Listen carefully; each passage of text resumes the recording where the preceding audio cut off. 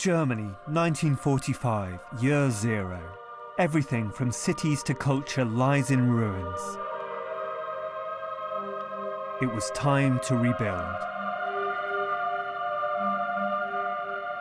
This is the story of a generation of musicians born into post-war rubble who would forge a new musical identity for Germany. Between 1968 and 1977, bands like Neu, Can, Faust and Kraftwerk would look beyond Western rock and roll to create some of the most original and uncompromising music ever heard. They shared one common goal, a forward-looking desire to transcend Germany's past. But that didn't stop the music press in war-obsessed Britain from labelling them Krautrock. Meine Damen und Herren, ladies and gentlemen, willkommen to the sound of Krautrock.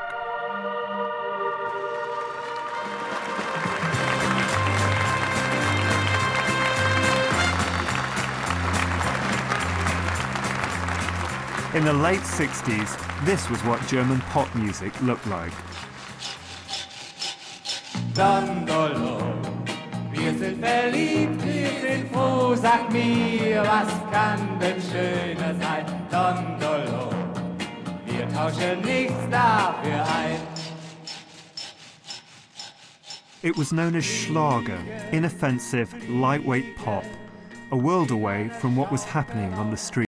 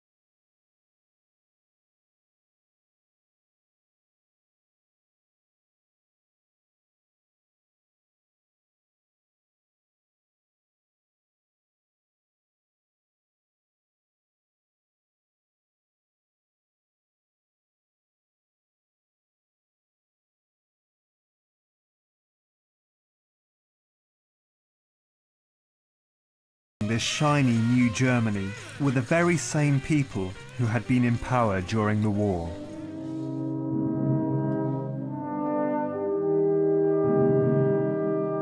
Nowhere was this more so than in Bavaria, the alpine heart of southern Germany, an area with strong historical ties to National Socialism.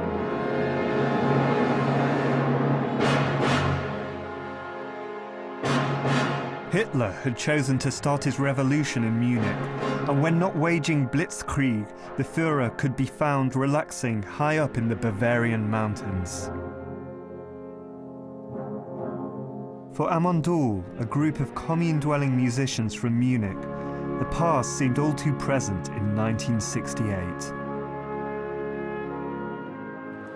After the war, you couldn't just erase all people or get rid of all people, especially judges, teachers.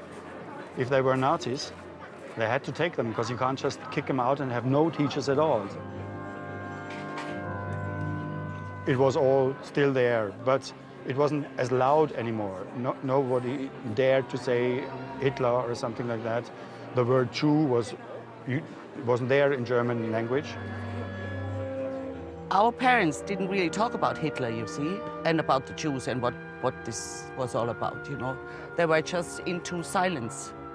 Nobody would really talk about it, you know. If I asked my father, he would never say I was a Nazi.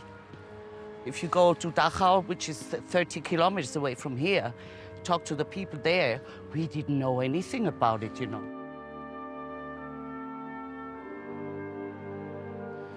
In those days, there were bloody Nazis around all over the place. There was rebellion against them.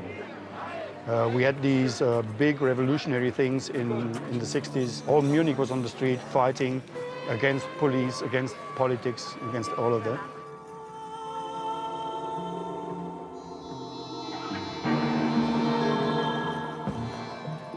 We didn't have guns or the tools to chase them away, but we could make music and we could draw audience, we could draw people with the same understanding, the same desires.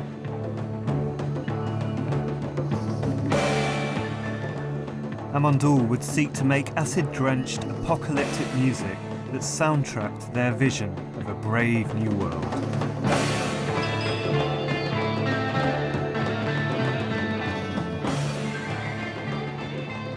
And of course we didn't want to make English music or American music, and we didn't want to make German Schlager music, so we had to come up with something new. The only thing we could hold on is classical music or the folk.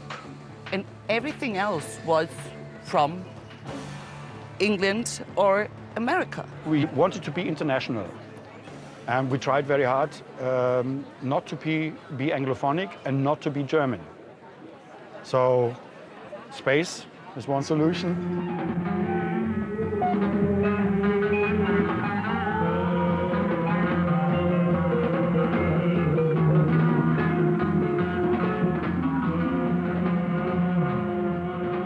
When you hear Fallows Day, I wasn't really singing. I was more into a voice like an instrument, you see, or doing crazy stuff. Some people get very angry about it. Like my dad did too. He said, well, this is no music.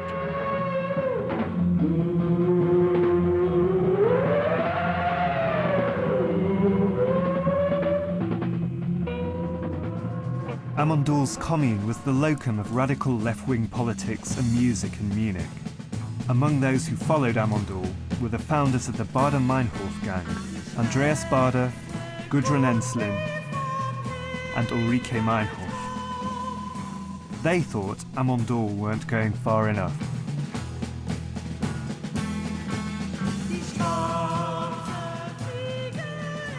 One day, Andreas and Ulrike started, they're not really listening to us and they're not doing the right thing. We actually have to make something drastic, like burn something down or blast something.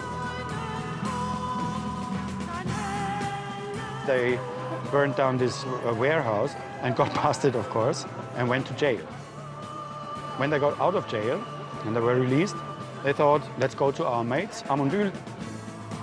Once out of prison, Baader and Meinhof would orchestrate a killing spree that made them Germany's most wanted terrorists. And we were on tour and came back home to Hersching. I went into my room and there was Ensslin and Baader laying.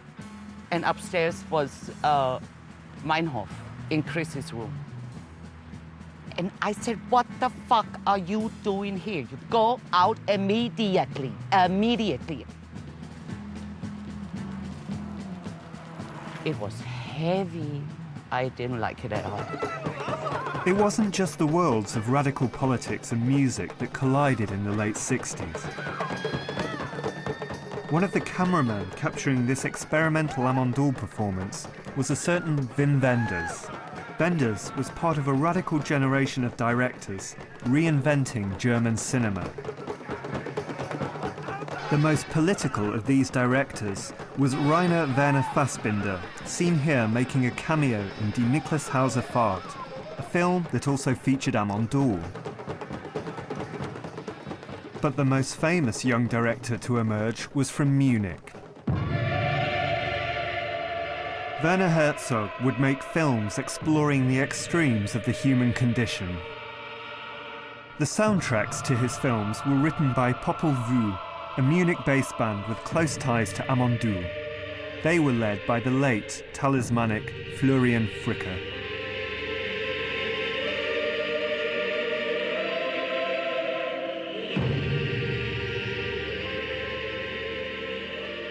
Let me see, was heißt denn Menschenswürde?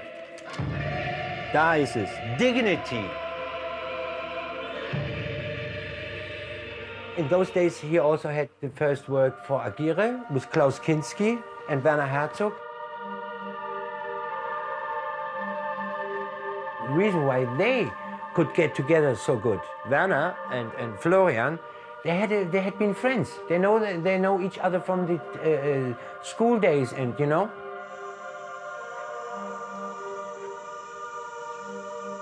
Ich bin der Zorn Gottes. Gere, Zorn Gottes, I give you the fact why it sounds so tremendous, you know. It was, and the chorale, that's what sounds like the voices, you know.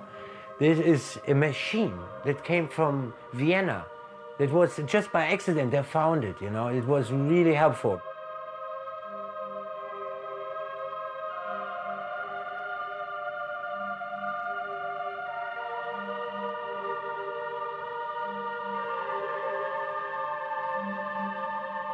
This has nothing to do with metronome. It has nothing to do with playing on the click. We just, our heart, our emotion was the timing, you know, and beautiful. Of course, the real German music, it was the electronic music.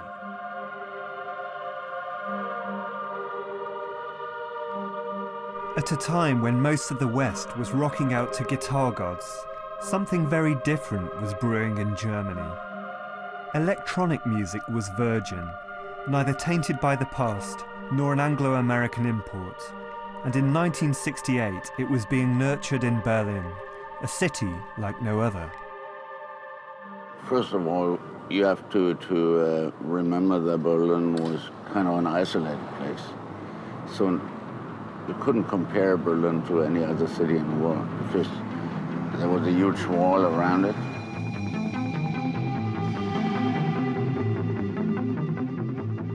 Yeah, the old days of West Berlin, this was the end of the world. On the other side was Siberia, or at least East Germany, what looks now like a very quiet and peaceful place, was the border, and was closely guarded. In case you wonder on which side of the old border you are, these hostile ships are named Eastern Comfort and Western Comfort. It was a community which had to control more or less himself. So culture and underground, whatever you want to call it, you know, was kind of a very, very specific melting pot. And that was the signature of the city at the end of the 60s. The key underground venue in Berlin was the Zodiac Free Arts Lab. Founded in 1967, it was a magnet for musicians who wanted to experiment. Haven't been here in a long time. And this is what's left, a normal cafe. This was quite different 40 years ago.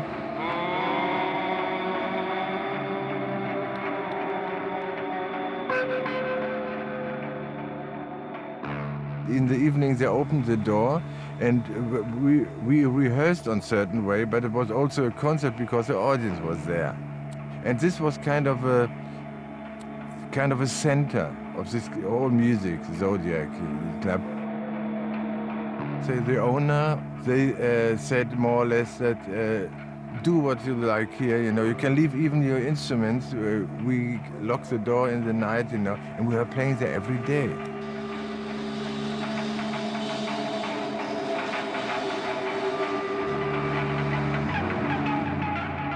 The idea came from a John Cage concert given in an art school in Berlin where he was running about 35 tape recorders, you know, and different sort of sounds and music all over the place. We thought, what a nice idea to have in Berlin a place where you can see that day by day, 24 hours. It was like the ICA. In New York, it was a factory.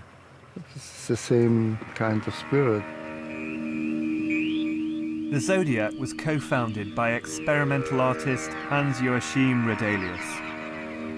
Older than most krautrockers, Redelius' vision drew from his war experience. I think all my art is based on living, not on doing art. on experiencing life in many, many different aspects.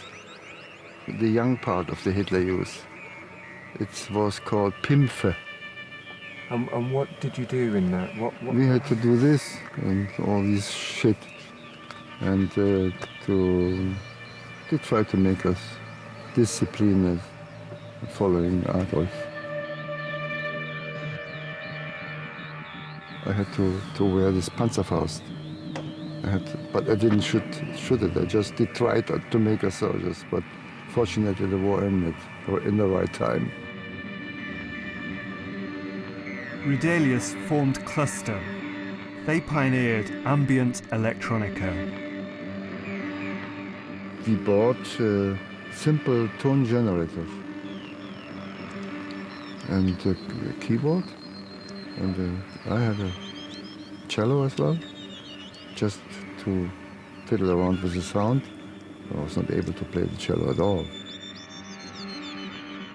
Of course, Achim is more or less the guy who makes little melodies, and I'm the guy who makes more the rhythms and sound things.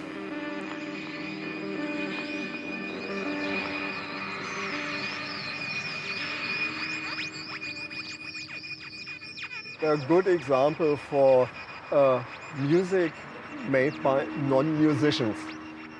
But they had a vision of creating some sort of sonic utopia, a different world with different sounds. This is sort of a promise that there is a way out of the surrounding society.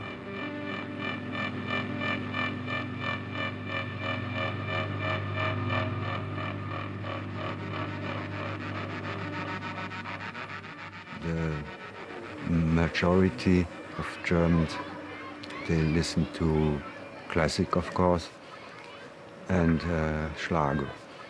Das klingt jetzt grauenhaft. Reinbein. Dieses Mädchen aus unserer Straße hab ich noch immer lieb. Und es gibt einen Grund dafür, dass ich so lang bei ihm blieb. Yeah, Schlager is stupid text, stupid melody, and everybody loves it.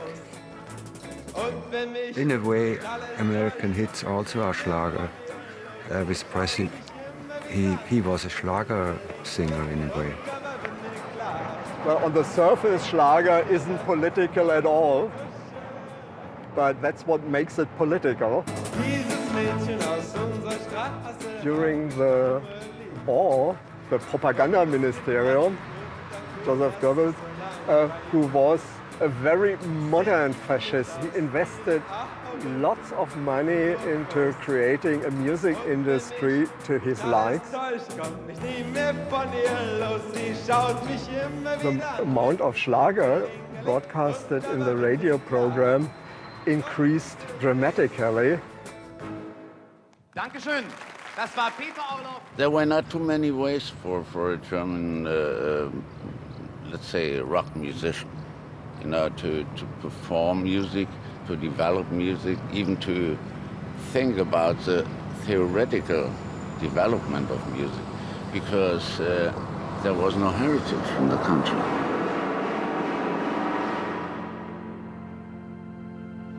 And the Germans were in a very bad situation. We shouldn't forget that. I mean, they were so stupid and guilty for it to start 2 wars and losing them.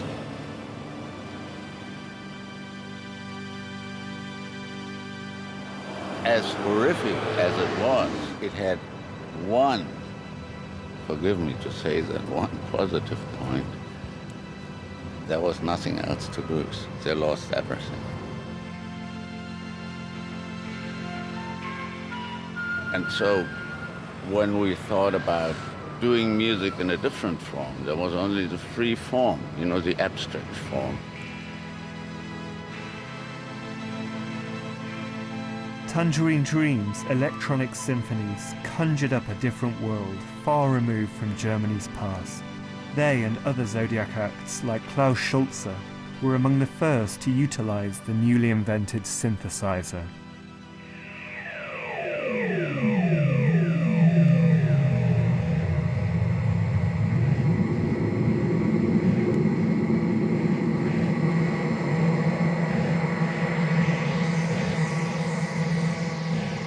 When I started to do my electronic music, the first question of all journalists were, what is a synthesizer? You can imagine today nobody would even care, they just see hundreds of them. But at this time, what is a synthesizer? Then you try to explain it, you know.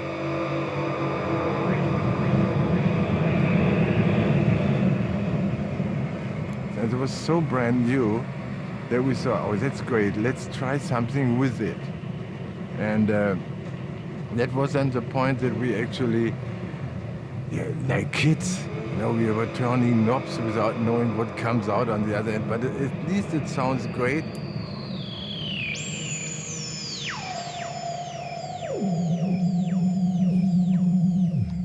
And as far as they are all connected to each other, every knob you move, something is happening, you know, it's so. But don't ask me, I have this now more than 30 years. I could never create tomorrow exactly the same sound. Munich and Berlin weren't the only centres of experimentation. The real heart of the European electronic tradition was to be found in Cologne, where leading avant-garde composer Karl-Heinz Stockhausen was based. Cologne was, in the beginning of the 60s, the center of modern music worldwide, you can say. And Stockhausen was one of the composers who was here. And he gave some lectures, and I said to him, I said, Mr. Stockhausen, I can do anything. All examinations I failed. And he said, what do you want to become? I said, composer, of course. And then he looked at me. Your story sounds good. I take you.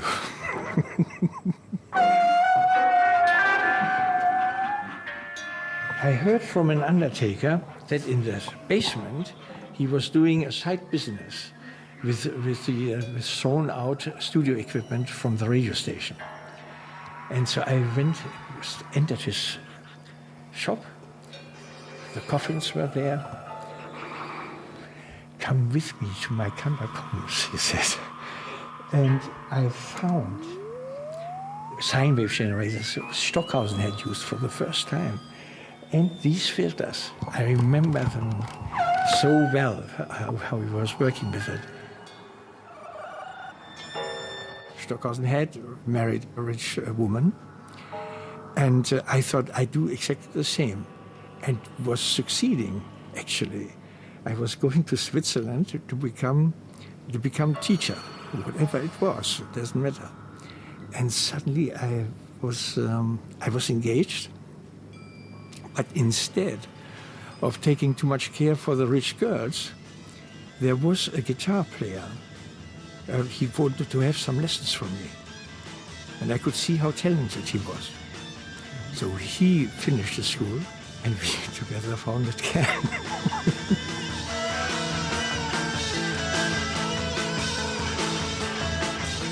As I said, better a small bird in the hand than a pigeon on the roof.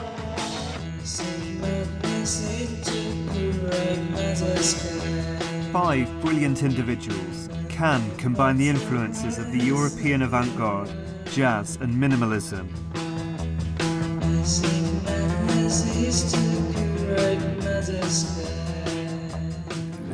Can was founded in '68. That was the year of the kind of student revolutions in Germany.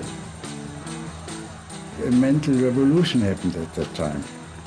The war was definitely finished, and the old way of thinking had to be destroyed. We did not try to play rock and roll because we knew it's not the thing we are born with, and we have to find our own way. key to Can's driving sound was the drumming of Jackie Liebertzeit, who had been Germany's top jazz drummer, until he had an epiphany. A guy came to me and said, you must play monotonous. So, he said it with the voice and with the expression, so I was quite impressed. So, I don't know, it was a kind of freak. Maybe he had taken a LSD trip or something. He was completely, I don't know, strange. And I started thinking about it. It's to play monotonous. What did he mean, monotonous? So I started to repeat things.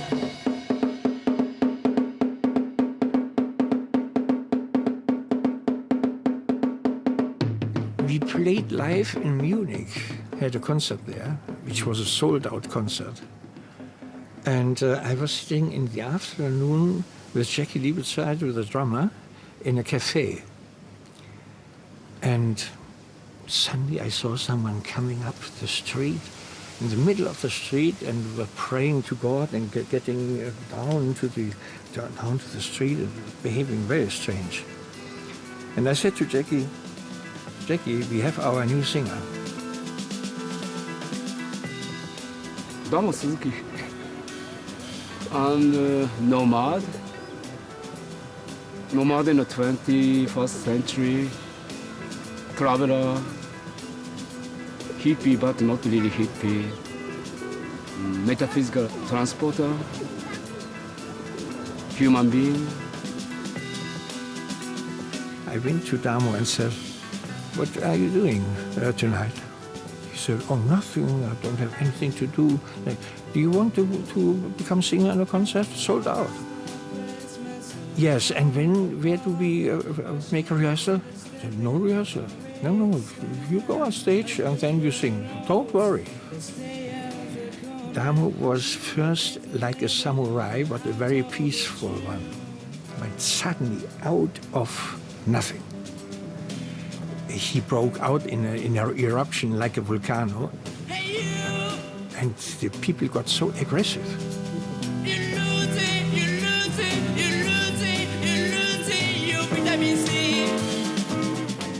Or we'll say about 30 people were left. Among them was David Niven. And I asked him, "Mr. Niven, what do you think about this music?" He said, "It was great, but I didn't know it was music."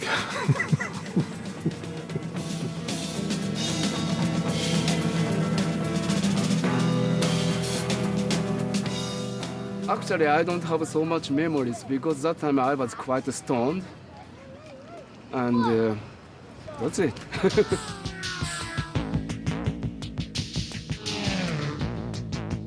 "30 kilometers north of Cologne on the Autobahn lies Düsseldorf, the Liverpool to Cologne's Manchester.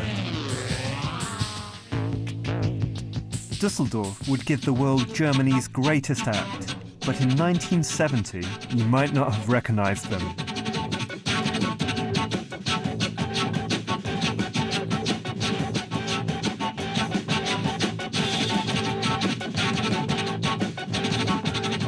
This is Kraftwerk's first televised performance. It features Florian Schneider and Ralf Hütter, two classical music students who formed the creative nucleus of the band.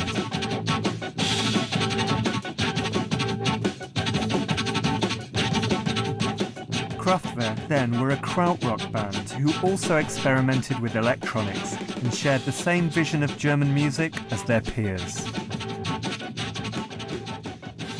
Ja, für uns war das mehr ein Problem, überhaupt Musik machen zu können in einer Bundesrepublik oder so nach dem Krieg, wo die lebendige Musik, Alltagsmusik verschwunden war. Die war ausgelöscht. Und unsere Generation, wir mussten halt wieder von vorne starten. Ralf and Florian would employ what they would later call Musikarbeiter, music workers. At that time I was 20 and I was working in a psychiatrist hospital, and there was another guy working the same job, and he was invited to join a band called Kraftwerk in the studio. He asked me, would you like to join me? And I didn't know the band, and I didn't have anything better going on, so I said, okay, I'll join you. And when I jammed with Ralf Hütter, it was so apparent that we both had the same idea for melody and harmony, which was definitely not American, not blues. It was a European music. There's a German expression called Stunde Null, hour zero, and that was more or less my situation. So I was really fortunate to meet those guys at that time. Rütter and Kraftwerk drummer Klaus Dinger would leave Ralf and Florian to form their own project in 1971 called Neu. Well, the basic idea of this fast-forward movement, that was already with us when we performed as Kraftwerk. But when Klaus and I started recording the first Neu album, we just had this basic vision. I always lived near water. I lived near water in Hamburg, where I was born, in Munich, right next to the river, Isar, in Wilmslow, on the Bollin, River Bollin, and in Pakistan at the seaside, and Düsseldorf at the Rhine. And I feel very comfortable in water, with water, and it has an effect. I can't really explain it.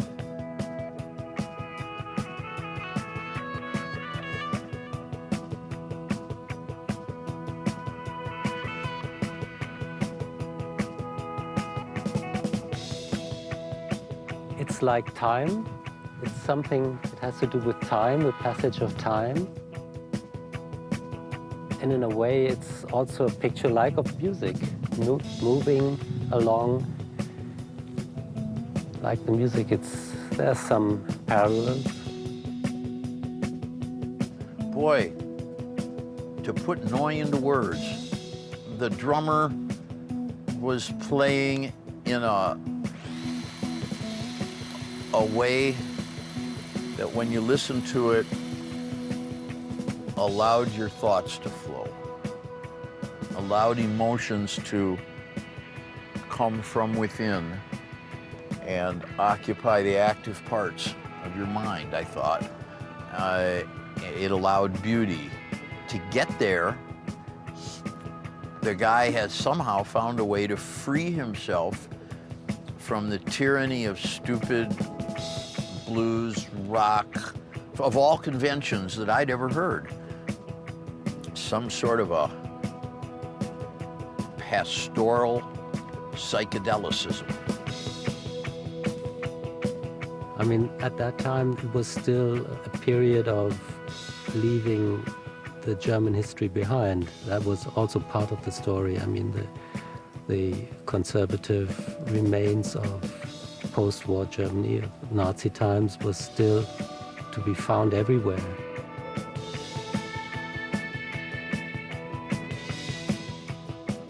I admired Willy Brandt, for instance. That was a figure I really looked up to. And Neu once played for Willy Brandt. He was for reconciliation of Germany with the Eastern countries, kneeling down in Warsaw, asking for forgiveness in the name of Germany. And that was something that really appealed to my thinking.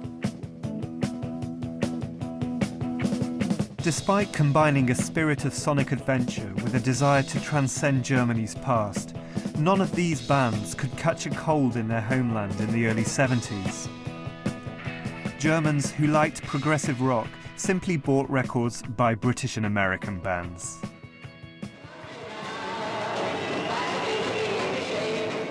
Since the mid-60s, German record companies had been searching for their own Beatles without success. But in 1969, Uwe Nettelbeck, a sort of Teutonic Tony Wilson, was tasked by Polydor to find the electronic Beatles. This is what he came up with.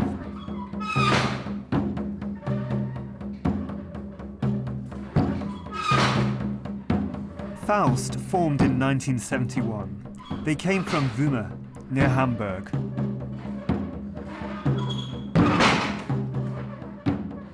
Yeah, so Uwe was interested in revolutionary ideas, and he took this opportunity and sold us maybe as the new Beatles, but that's where it ends. He was well aware, and everybody except Polydor was well aware that we were doing experimental stuff. And they gave us a studio which was great, with a day and night sound engineer at our disposition, which was great. We were very privileged. Because of the social situation in the 60s, 70s, there was lots of revolutionary thoughts in the air on all levels. So I guess artists usually are just a mirror of what's happening. And rock and roll was not enough to reflect all the facets of what was happening.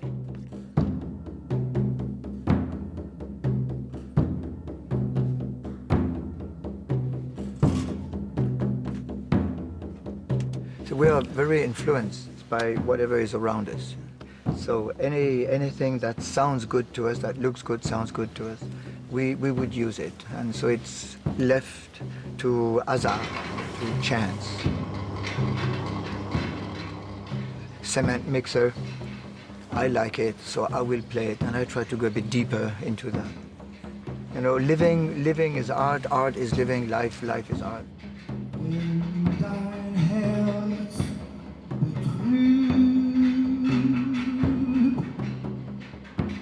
In the village, funny enough, after they had known us, they realized we were quite okay, and we had visit from the locals. I remember one, what you call that, somebody who is simple in the mind, you know, a village idiot. When we would play our music, it would soothe his mind.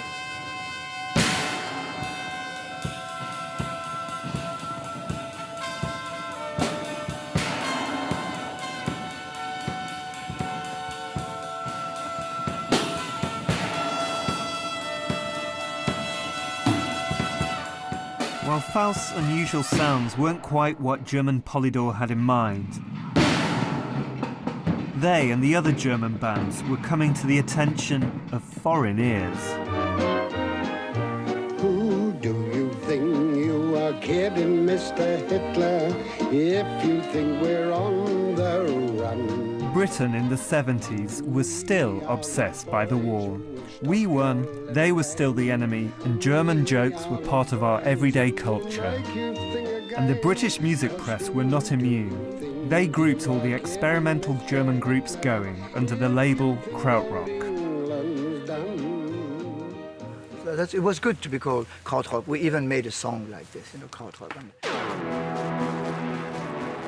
I remember that from my father, that the crowds are coming, you know, that was the word they said because of sauerkraut.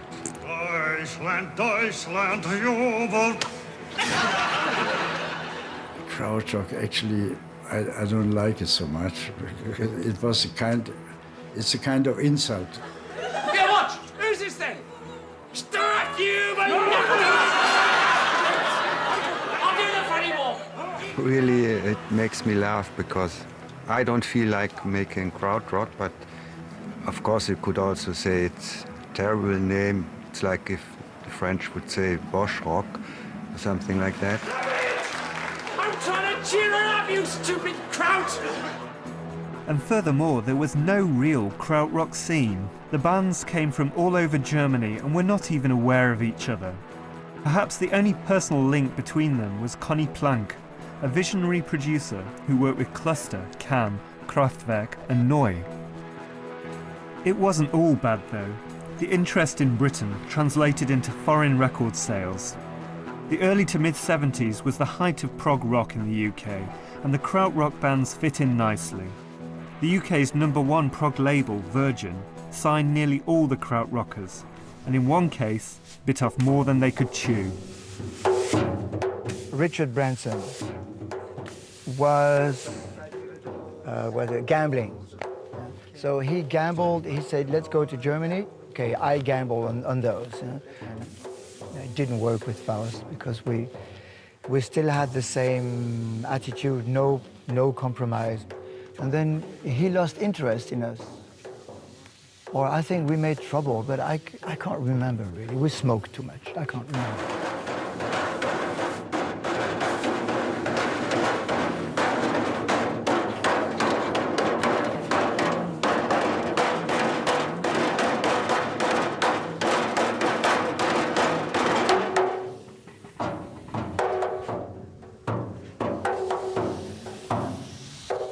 Ja, und wir hatten auch Probleme mit dem Essen, mit den Speisen, den englischen Speisen. Yes. Ja. Yes. What was the problem? Well, the food. Es ist sehr ungewohnt für uns. Es gibt Fleisch mit Pfefferminzsoße und so. Wir wollten unseren deutschen Koch haben. Vielleicht hat ihn das beleidigt.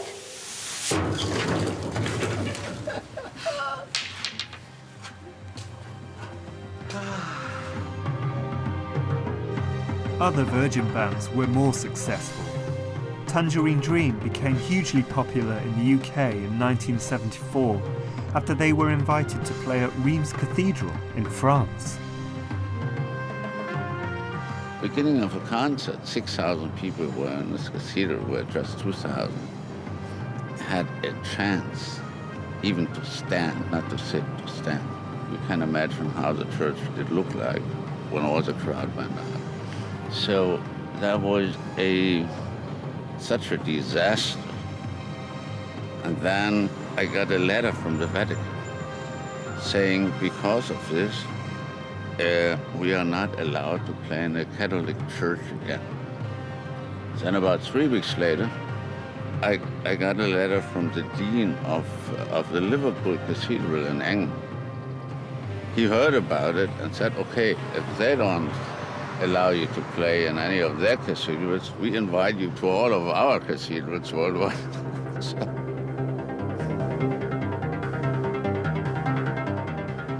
Coventry was great, you know. We stood in a hotel in Coventry, and I went out in the morning of the concert. At the lobby, there was a newsstand, and I saw a picture of myself. So I read the line. 40 years back, they came to bomb the place. Today, they come with synthesizers.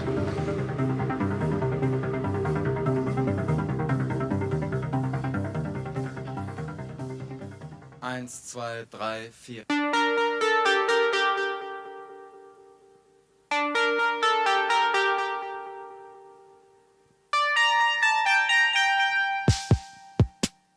But the band who would truly break through were Kraftwerk. By 1974, Ralph and Florian had gone totally electronic, ditching the guitar and drums and hiring other Musikarbeiter to work in their famous Kling Klang studio.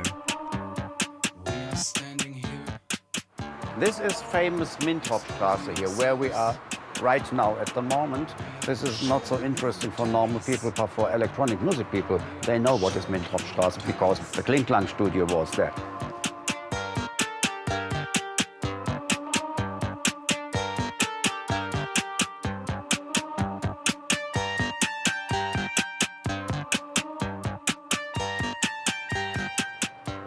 So you can't see much here.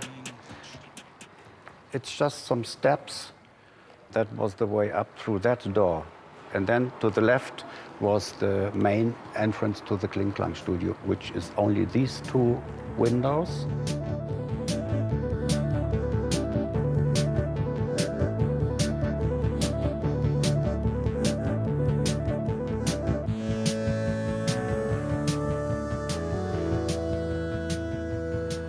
Das war eine tolle Zeit.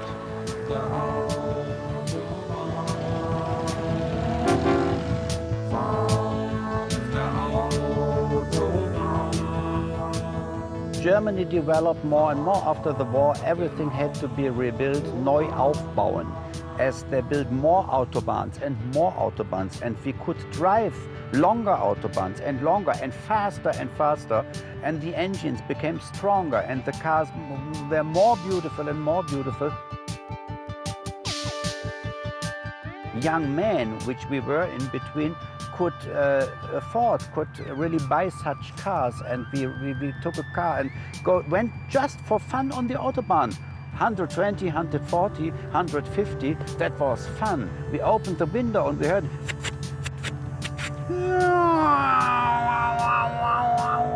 or you heard the wind. And we made all of these things music. In combining a progressive technological vision of Germany with electronic music, humour and romanticism, Kraftwerk had transcended krautrock. They didn't even look like scruffy krautrockers anymore.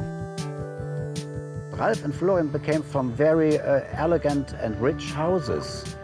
They could afford to have handmade shoes. And Ralph and Florian, they rubbed their noses on the windows of shoe shops, you know, where they made for 1,000 Deutschmarks handmade shoes.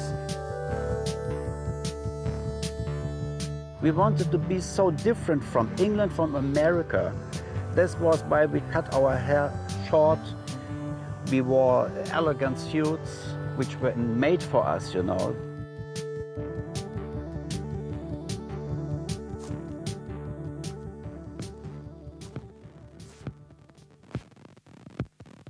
The big one for me was radioactivity.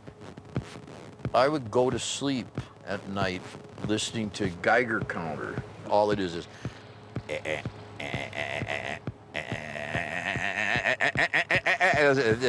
as they manipulate the wand closer and farther from a piece of radioactive material.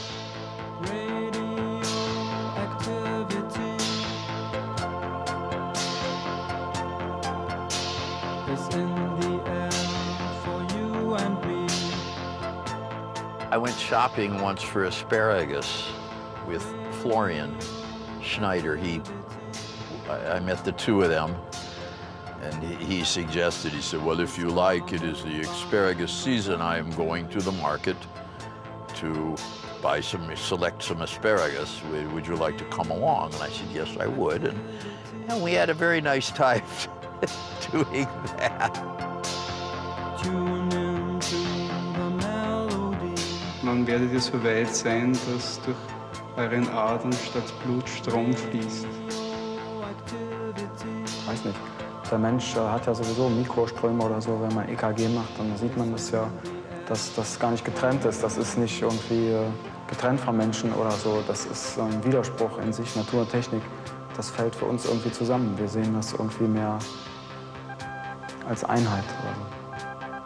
Wie seht ihr euch selbst bei der Arbeit? Eher als Musiker oder als Techniker? Wir sind Musikarbeiter. Wir nennen uns selbst Musikarbeiter. I never felt like a Mensch machine, you know. I was not a music worker. As Ralph always liked and used to explain, I always corrected him afterwards. I'm not Ralph. I don't tell that anymore, you know. I'm not a music worker.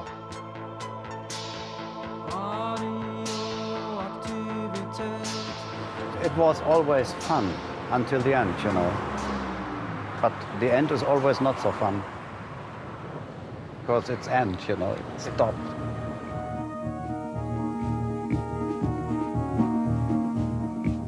Kraftwerk's complete artistic vision transformed them into the one truly global German band.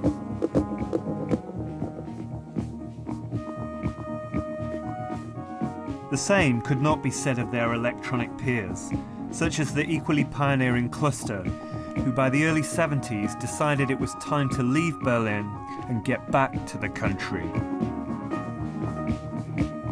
Rodelius and Mobius took up residence in a 16th century hamlet in Forst in Lower Saxony, where they were joined by Neu guitarist Michael Rutter to form Harmonia.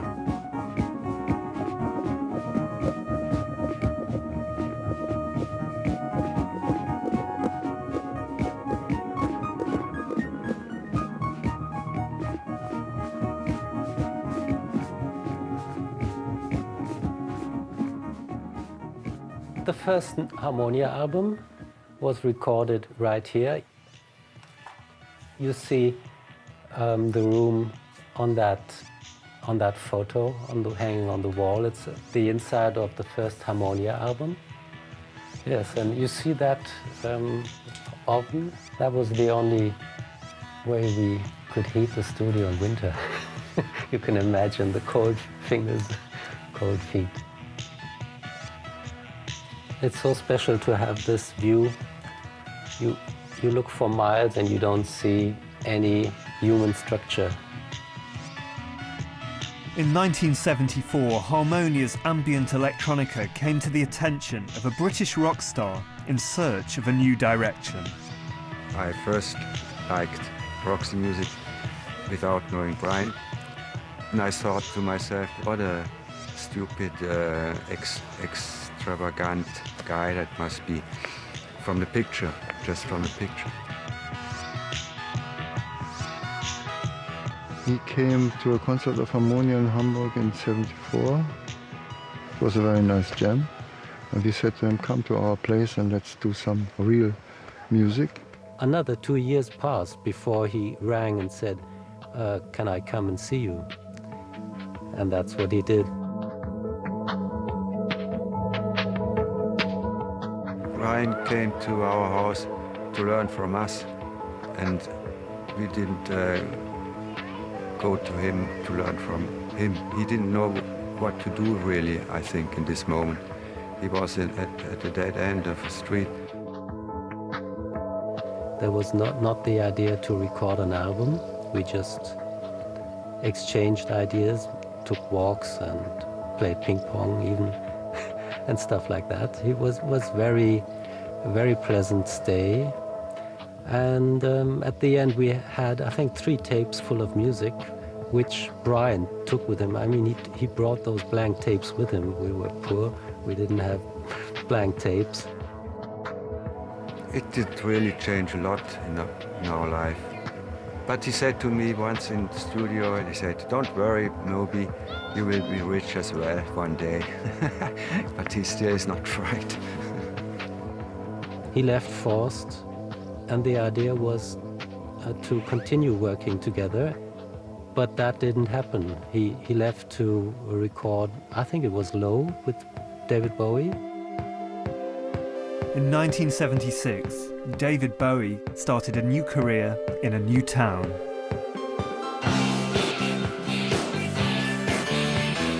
Bowie was famous for being in the right place at the right time, and in '76, he knew Berlin was the place to be. Accompanied by Brian Eno, Bowie would record his albums Low and Heroes in Berlin's magnificent Hansa studio.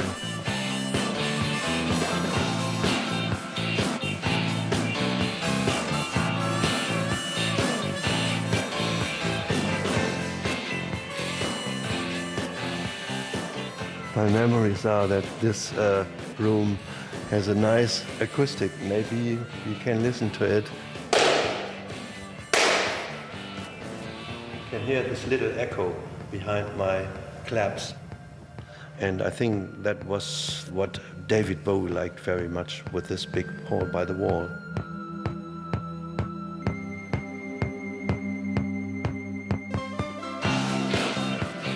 The studio's control room, now a bar, looked out upon a watchtower on the Berlin Wall.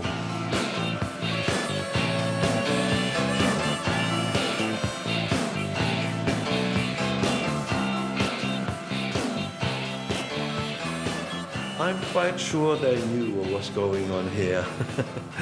And when we sat in front of this console with a few lamps on top, I just directed one of the lamp lights to the policeman, and David and Tony just jumped down under the console and said, "Don't do that!" And I said, "It's funny, it's a joke, they would never hurt us anyway." Bowie would assimilate some of the krautrock vibe on both albums. Side 2 of Low would showcase Eno's cluster influences, and Bowie originally intended to record Heroes with krautrock musicians.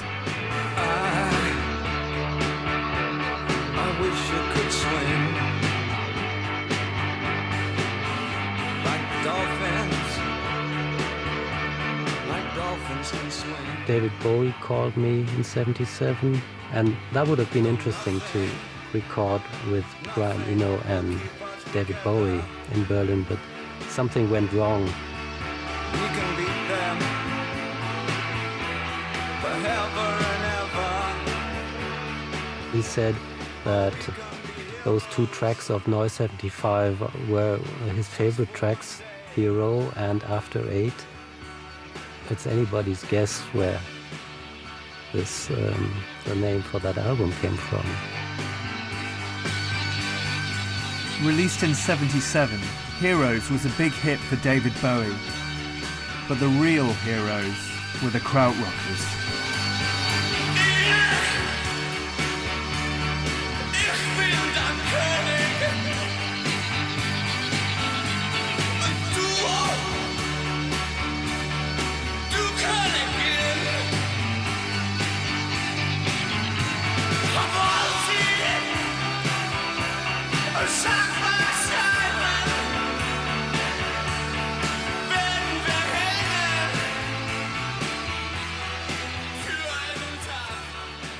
And the funny thing is they're doing something they call krautrock again. So I have to decide, shall I go there? What I fear is that it's only related to the word krautrock and not to the music. And even if it's related to the music, it misses the more important part, being krautrock as part of a social movement. And you can play the records again, but this won't come back.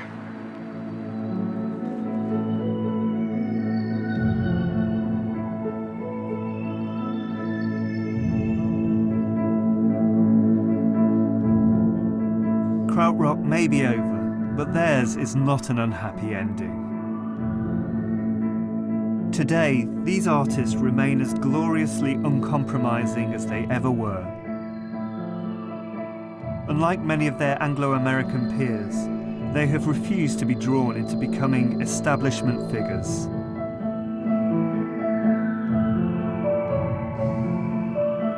There are no knights of the realm here, just happy, experimental musicians.